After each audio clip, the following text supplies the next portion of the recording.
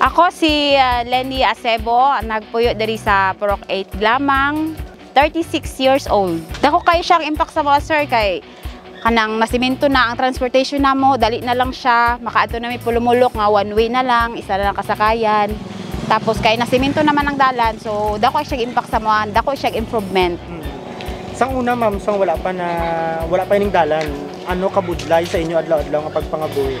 Lisod kayo sir kay kanang lisod siya kay among dalan kasagaran tubig man bangag-bangag ni siya among dalan sir, tapos among kay creek man, tapos ang mga salakyanan namo diri mga single lang, dili pwede mga tricycle kay maglisod man sila pasaka sa amo kay syempre mamili pod kay ang dalan guba, tapos nag-eskwela pa mi dito sa Glamang.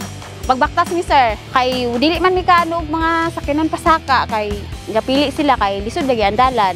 So daw kay siya impact sa mo, tapos ang karon daghan na siya mga business nagsaka kay among dalan na improve na.